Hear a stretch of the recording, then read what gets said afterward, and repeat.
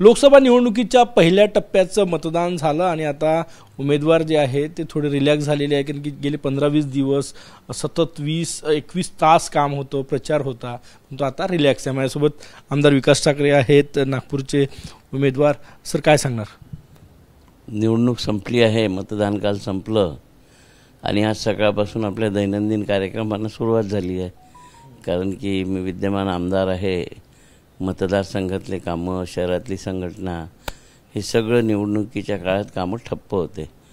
म्हणून जे लोकांचे कामं आहे ते प्रायोरिटीनं करण्यासाठी सकाळपासूनच मी आता कामाला लागलो आहे.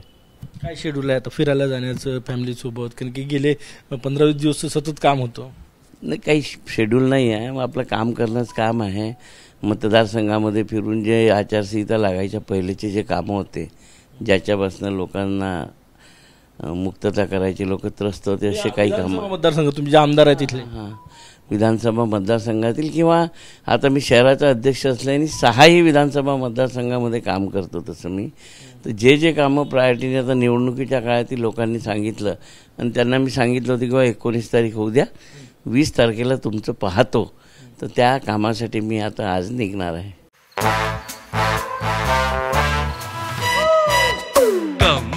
Come my love, please don't say no baby, come my love.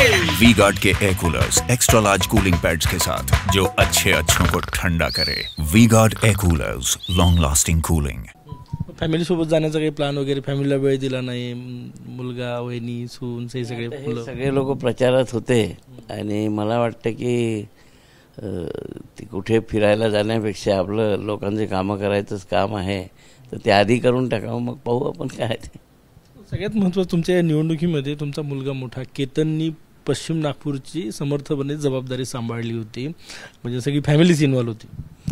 होतो. आता मागच्या वेळेस मी निवडणूक लढलो तर या लोकांनीच पुढाकार घेतला होता आणि मी इतर भागामध्ये होतो. तसं यावेळेससुद्धा आणि त्या 4.5 वर्ष जे काम केलं तर त्या कामामध्ये सुद्धा केतन आणि हे सगळे लोक इन्व्हॉल्व, लोक त्यांना ॲप्रोच होत होते. म्हणजे लोक मला सांगायचं सोडून त्याला सांगत होते कामं, म्हणून त्याचा इंटरेस्ट वाढला आणि तो तिकडे लोकांचे कामं करायसाठी लागला. मतदानाचा टक्का घसरला 2019च्या तुलनेमध्ये. कसं बघता? हा कोणाच्या फायद्याचा, कोणाच्या तोट्याचा? मला इतकं समजून झालं की 2014-2019मध्ये जी लहर होती, लोकांना विश्वास होता की आपल्याला यांनी जे वचन दिलं आहे ते पूर्ण करतील, ती वचनपूर्ती झाली नाही आणि म्हणून या 2024मध्ये मोदी विरोधी लहर होती. जे संविधानाबाबत बोललं गेलं, लोकतंत्र नष्ट, म्हणजे यांची जी कार्यप्रणाली होती, जेलमध्ये टाकायचं, आरोप लावायचे, आपल्या पक्षात घ्यायचं, सरकार पाडायची, याच्यावर जनता नाराज होती. यांच्या कार्यप्रणाली लोकांना वाटत होतं की हे कसं आहे, लोकतंत्रामध्ये कसं चालणार आहे, असं लोक बोलून दाखवायचे. आणि म्हणून मला तरी वाटतं की लोकांनी यांच्या विरोधात मतदान केलेलं आहे.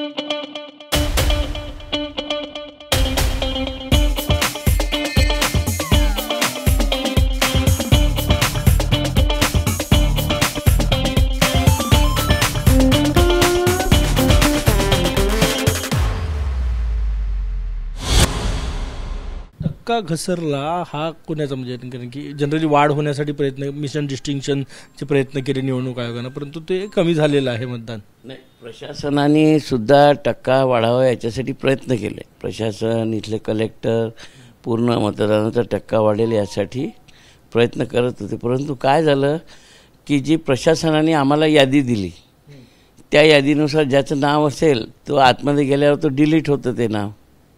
असे अनेक नावं आहे. प्रत्येक बूथवर हे 50-50, 100-100 नावं आहेत. आपण विचार करा की किती नावं हे डिलीट झाले असतील जर प्रत्येक बूथवर 50 नावं, फॅमिलीच्या फॅमिल्या गायब. आणि मुख्यतः जास्ती त्या उत्तर नागपूर, मध्य नागपूर या भागामध्ये एकेका घरचे 14-14 नावं गायब झालेले आहे.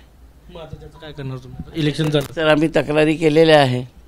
जर हे व्यवस्थित असतं तर हा मतदानाचा टक्का अजून 10-15% वाढला असता. कमी झालेला टक्का तुमच्या फायद्याचा की नितीन गडकरी यांच्या फायद्याचा? मला वाटते ज्या बूथवर मतदान झालं आहे, आम्ही बूथचे आकडे काढले आहे, त्या बूथच्या आकड्यावरनं ते काँग्रेसच्या फायद्याचं आहे. आम्हाला वाटते जास्ती मतदान.